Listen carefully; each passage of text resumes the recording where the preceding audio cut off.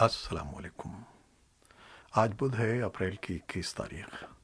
پاکستان میں عصر شام کے 7، بھارت میں 7:30، اور یہاں ہمارے اسٹوڈیوز کی گھڑیوں میں صبح کے 10 بج رہے ہیں۔ وائس آف امریکہ واشنگٹن کی اردو سروس سے میں ہوں خالد حمید، خبروں کے ایک بلیٹن کے ساتھ۔ پاکستان کی وفاقی حکومت کا کہنا ہے کہ فرانس کے سفیر کو ملک سے نکالنا نہیں چاہتے، اور یہ کہ پارلیمنٹ میں پیش کی گئی قرارداد منظوری کے بعد بھی حکومت کو اس عمل کا پابند نہیں کرتی۔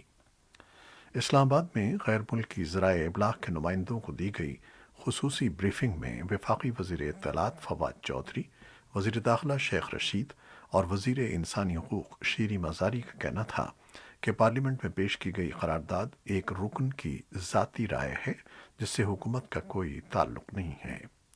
وزیر اطلاعات فواد چودھری نے واضح کیا کہ حکومت کا اس معاملے پر موقف وہی ہے جو وزیر اعظم عمران خان نے قوم سے خطاب میں بیان کیا کہ فرانس کے سفیر کو نکالنا پاکستان کے مفاد میں نہیں ہے۔ انہوں نے کہا کہ پارلیمنٹ میں پیش کی گئی قرارداد یہ نہیں کہتی کہ سفیر کو ملک سے نکال دیا جائے، بلکہ اس کا متن ہے کہ فرانس کے سفیر کو ملک سے نکالنے کے معاملے پر بحث کی جائے۔ وزیر داخلہ شیخ رشید نے بتایا کہ کالعدم Tehreek Labbaik T L P پر پابندی برقرار ہے، تاہم وہ اس معاملے پر وزارت داخلہ کو نظر ثانی کی درخواست دے سکتے ہیں جس پر غور کیا جائے گا۔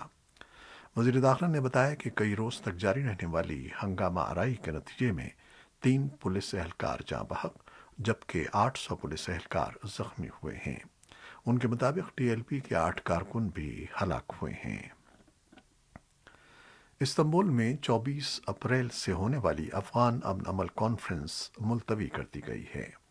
خبر رساں ادارے رائٹرز نے افغان حکومت کے عہدیدار کے حوالے سے بتایا ہے کہ ایسا طالبان کی شرکت نہ کرنے کے فیصلے کی وجہ سے کیا گیا ہے۔ تاہم ترک وزیر خارجہ نے مقامی ٹی وی چینل سے گفتگو میں کہا کہ کانفرنس کا انعقاد ماہ رمضان کے بعد کیا جائے گا۔ ترکی، قطر اور اقوام متحدہ نے 24 اپریل سے 4 مئی سن 2021 تک استنبول میں ایک اعلیٰ سطحی امن کانفرنس کے مشترکہ اجلاس کا منصوبہ بنایا تھا، جس کا مقصد افغانستان کے نمائندوں اور طالبان کی شمولیت سے ان مذاکرات کو مزید تقویت دینا تھا جو گزشتہ ستمبر میں دوحہ میں افغانستان میں ایک منصفانہ اور پائیدار امن کے حصول کے لیے شروع ہوئے تھے۔ موجودہ حالات کے پیش نظر اور فریقین کے ساتھ وسیع مشاورت کے بعد کانفرنس کو اس وقت تک مؤخر کرنے پر اتفاق کر لیا گیا ہے جب تک معنی خیز پیش رفت کے لیے حالات زیادہ سازگار نہ ہو جائیں۔ امریکہ کے ایک اعلیٰ جنرل نے قانون سازوں کو بتایا ہے کہ افغانستان سے امریکی فوجوں کی پروگرام کے مطابق واپسی کے بعد اگر امریکہ کو دہشت گردی کے خطرے سے نمٹنے کے لیے دوبارہ افغانستان جانا پڑا تو اس میں خاصی رکاوٹیں آئیں گی، خواہ یہ بہت مختصر عرصے کے لیے ہی کیوں نہ ہوں۔ مشرق وسطیٰ اور جنوبی ایشیا کے بعض حصوں کے لیے امریکی افواج اور یو ایس سینٹرل کمانڈ کے جنرل کینتھ میکنزی نے کہا کہ وہ اس کی اہمیت کو کم نہیں کر سکتے اور نہ ہی یہ کہہ سکتے ہیں کہ ایسا کرنا آسان ہوگا۔ انہوں نے ہاؤس آرمڈ سروسز کمیٹی کو مستقبل میں انسداد دہشت گردی کے مشنز کی ممکنہ ضرورت سے آگاہ کیا۔ تحریک طالبان افغانستان کے سرکردہ کمانڈر نیک محمد راہبر مل کے قتل کی ذمہ داری عسکریت پسند تنظیم داعش نے قبول کی ہے، جبکہ افغانستان کے سرحدی صوبے ننگرہار کے گورنر ضیاء الحق امر خیل نے بھی اس واقعے کی تصدیق کی ہے۔ نیک محمد نے چند سال قبل ننگرہار بالخصوص اپنے آبائی علاقے خوگیانی سے روپوش داعش عسکریت پسندوں کے نکالنے کے آپریشن کی قیادت کی تھی۔ اسی بنیاد پر وہ پچھلے کئی مہینوں سے داعش جنگجوؤں کے نشانے پر تھا۔ رواں سال پشاور میں نیک محمد راہبر مل افغان طالبان کا تیسرا اہم کمانڈر ہے جس کو نامعلوم افراد نے قتل کر دیا۔ جنوری میں ملا عبدالصمد دور اور فروری میں مولوی عبدالہادی کو گولیاں مار کر ہلاک کر دیا گیا تھا۔ جکارتہ میں جنوب مشرقی ایشیائی ممالک ہفتے کے روز ہونے والے ایک اجلاس میں میانمار کی حکمرانی کے بحران پر تبادلہ خیال کریں گے۔ جنوب مشرقی ایشیائی ممالک کی 10 رکنی تنظیم آسیان کی جانب سے منگل کے روز یہ اعلان ایک ایسے وقت پر کیا گیا جب یورپی یونین کی طرف سے آسیان کے ایک رکن ملک म्यांमार पर फौजी इक़्तिदार के खिलाफ सख्त पाबंदियां आयद करने का फैसला किया गया है। उधर यूरोपीय यूनियन ने म्यांमार के 10 फौजी रहनुमाओं पर पाबंदियां लागू कर दी हैं। यूरोपीय यूनियन ने यह भी कहा कि पाबंदियां लागू करने की एक वजह जमहूरी हुक्मरानी की वापसी का मुतालबा करने वाले शहरियों और मुजाहिरीन के खिलाफ इंसानी हकूक की खिलाफ वर्जियां भी हैं। यूरोपीय यूनियन के एक सीनियर ओहदेदार ने मंगल के रोज कहा है कि ईरान और आलमी ताकतों ने सन 2015 के जौहरी माहदे को बचाने के लिए बातचीत में पेशकदमी की है, जबकि अपने अपने मुल्कों में मुशावरत के बाद अगले हफ्ते इजलास दोबारा शुरू होगा। रूसी और चीनी ओहदेदारों ने मंगल के रोज बताया कि ये मुज़ाकरात, जिनका मकसद ईरान और अमरीका को जौहरी माहदे की तामील में वापस लाना है, अब तक की पेशरफ की बुनियाद पर अगले हफ्ते दोबारा शुरू होंगे। रूस में तैनात अमरीकी सफीर जॉन सलिवन ने मंगल के रोज कहा है कि वो मुशावरत के लिए अमरीका रवाना हो रहे हैं। खबर रसां इदारे एसोसिएटेड प्रेस के मुताबिक उनका ये इक़दाम एक ऐसे वक्त में सामने आया है जब अमरीका और रूस ने एक दूसरे पर पाबंदियां लगाने का सिलसिला शुरू कर रखा है। सफीर जॉन सलिवन का एक बयान में कहना था कि वो इस हफ्ते अमरीका पहुंच रहे हैं ताकि बाइडन इंतजामिया के साथ अमरीका और रूस के दरमियान ताल्लुकात पर बातचीत कर सकें। ताहम उन्होंने जोर देकर कहा कि वो चंद हफ्तों बाद रूस लौट आएंगे।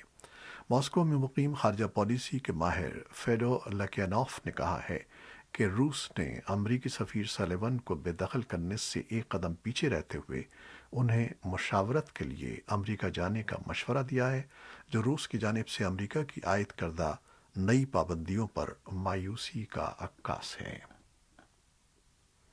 मंगल के रोज तुर्क वजीर खारजा मौलूद शावज़ोग्लू ने कहा है कि 1915 में सल्तनत उस्मानिया के दौर में आर्मीनियों के कत्ल आम को नस्ल कुशी तस्लीम करने के अमरीकी सदर जो बाइडन के किसी भी इक़दाम से नेटो इत्तेहादियों, तुर्की और अमरीका के माबैन पहले से कशीदा ताल्लुकात को मज़ीद नुकसान पहुंचेगा।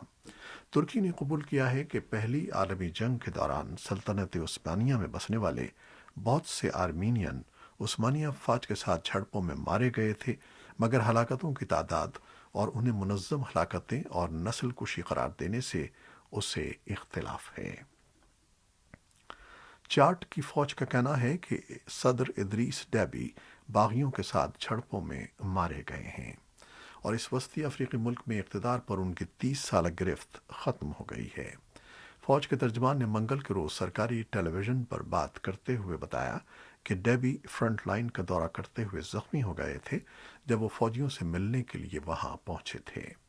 चार्ट में हुकूमत और पार्लियामेंट को तहलील कर दिया गया है और फौज के तर्जमान आजम बरनेंदा गौना ने कहा है कि आइंदा 18 माह के लिए एक फौजी कौंसिल चार्ट का नस्ब नसक संभालेगी।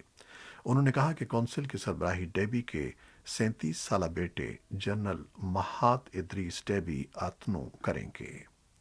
अमरीकी महकमा खारजा ने चार्ट के अवाम से ताज़ियत का इजहार करते हुए कहा है कि अमरीकी सदर चार्ट के आइन के मुताबिक पुरअमन इक़्तिदार की मुंतकली की हिमायत करते हैं। अमरीकी फ़ौज के अफ्रीका के कमांड के कमांडर जनरल स्टीवन टाउसन ने मंगल के रोज़ कहा है कि ये वाज़ेह नहीं है कि डेबी की मौत से अमरीका और चार्ट के ताल्लुकात पर क्या असर मुरतब होगा, लेकिन उन्होंने मज़ीद कहा कि डेबी का बेटा फ्रांस और अमरीका दोनों के साथ अच्छे ताल्लुकात का ख़्वाह है। चीनी सदर शी जिनपिंग जुमेरात को अमरीकी सदर जो बाइडन के ज़ेरे एहतिमाम मौसमियाती तब्दीली से मुताल्लिक़ आलमी सरबराह इजलास में खिताब करेंगे। चीनी वज़ारत ख़ारजा के तर्जुमान हुआ चिन यंग ने बुध के रोज़ एक तहरीरी बयान में कहा कि सदर शी वर्चुअल कॉन्फ्रेंस के दौरान एक अहम तकरीर करेंगे। चीनी सदर शी 40 आलमी रहनुमाओं में शामिल हैं, जिन्हें सदर बाइडन ने हिंदुस्तान के वज़ीर आज़म नरेंद्र मोदी और रूसी सदर व्लादिमीर पुतिन समेत 2 रोज़ा वर्चुअल सरबराही इजलास में शिरकत के लिए मदऊ किया था। सदर शी ने माहौलियाती तब्दीली से मुताल्लिक़ बाइडन के खुसूसी नुमाइंदे जॉन कैरी की शंघाई में अपने चीनी हम मनसब शी जिनहुआ के साथ बातचीत के बाद सदर बाइडन की दावत कबूल की थी। صدر بائیڈن کے جنوری میں منصب سے صدارت سنبھالنے کے بعد یہ پہلی مرتبہ ہوگا کہ چین کے صدر شی ان کے ساتھ اکٹھے کسی تقریب میں شریک ہو رہے ہیں۔ یہ دونوں عالمی معاشی طاقتوں کے مابین بڑھتے ہوئے تناؤ کے دوران ایسے وقت میں سربراہ کانفرنس میں شرکت کر رہے ہیں جب نیم خود مختار ہانگ کانگ پر بیجنگ کے سخت کنٹرول اور چین کے شمال مغربی صوبے سنکیانگ میں نسلی یغور مسلمانوں کے ساتھ اس کے ظالمانہ سلوک کے حوالے سے اختلافات شدت اختیار کرتے جا رہے ہیں۔ امریکہ میں ایک بڑے احتجاج کی وجہ بننے والے جارج فلائیڈ کیس کا بالآخر فیصلہ آ گیا ہے۔ جیوری نے منگل کو ریاست منیسوٹا کے شہر بینیاپولس کے سابق پولیس اہلکار ڈیرک شاوین کو سیاہ فام شخص جارج فلائیڈ کے قتل کا ذمہ دار قرار دیا ہے۔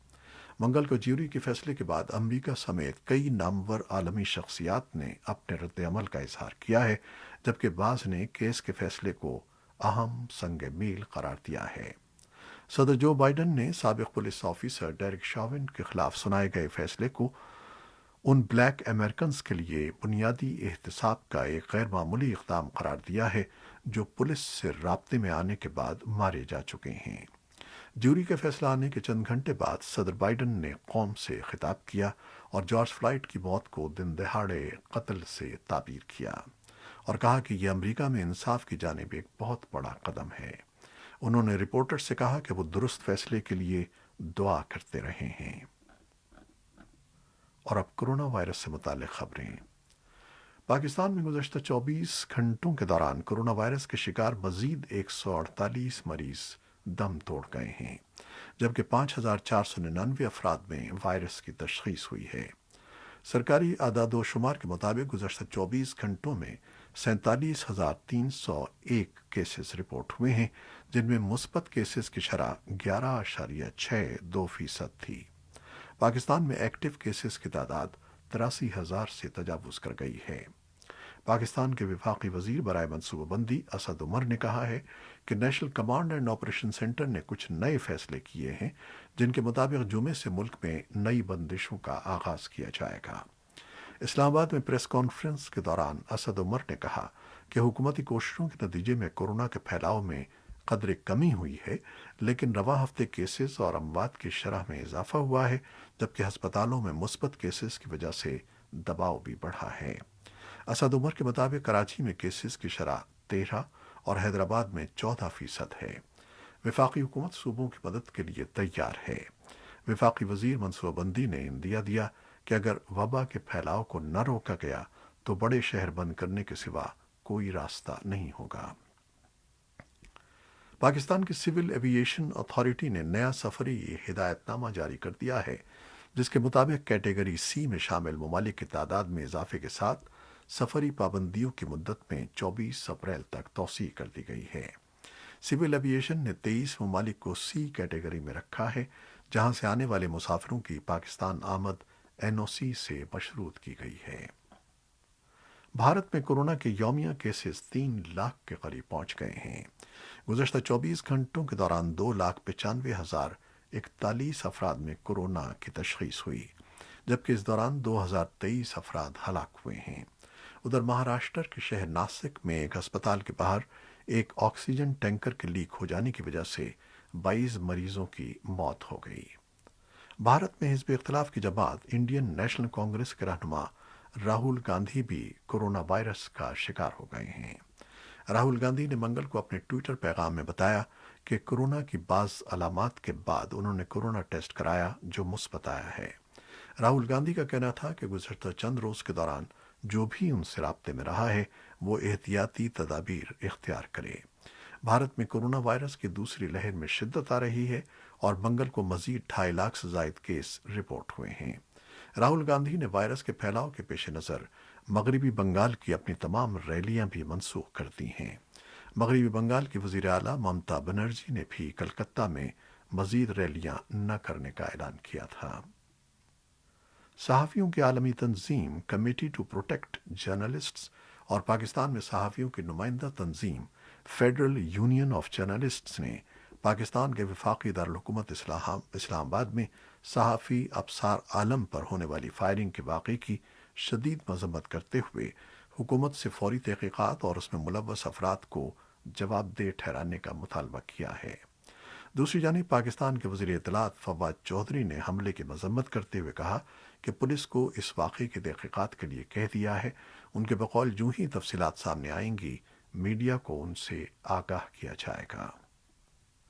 सहाफ़ियों के तहफ़्फ़ुज़ और मीडिया की आज़ादी के लिए काम करने वाले एक गैर सरकारी आलमी इदारे रिपोर्टर्स विदाउट बॉर्डर्स ने साल सन 2021 के लिए सहाफ़ती आज़ादियों की दर्जाबंदी से मुताल्लिक़ अपनी रिपोर्ट जारी की है, जिसके मुताबिक पाकिस्तान में मीडिया की आज़ादी की सूरत हाल बदस्तूर तशवीशनाक है और दुनिया के 200 मुल्कों के फहरिस्त में पाकिस्तान का नंबर पिछले साल की तरह इस साल भी 145वां रहा है। रिपोर्ट में कहा गया है कि चीन, भारत, ईरान, सऊदी अरब, वियतनाम और शिमाली कोरिया जैसे मुल्कों में सहाफ़ती आज़ादियों की सूरत हाल बेहद ख़राब है, जबकि नॉर्वे, फिनलैंड और स्वीडन बेहतरीन दर्जाबंदी के साथ बिलतरतीब पहले 3 नंबरों पर हैं। रिपोर्ट में कहा गया है कि अमेरिका में भी हसास मामलात पर रिपोर्टिंग सहाफ़ियों के लिए आसान नहीं रही। ये थी वो खबरें जो फेसबुक लाइव पर हमने आपके लिए पेश की। हमारी वेबसाइट और यूट्यूब पर ये बुलेटिन पोस्ट कर दिया जाता है, जिसे आप बाद में भी देख सकते हैं। हमारे इस बुलेटिन को शेयर करना न भूलिएगा। खालिद हमीद को अब इजाज़त दीजिए। अल्लाह हाफ़िज़।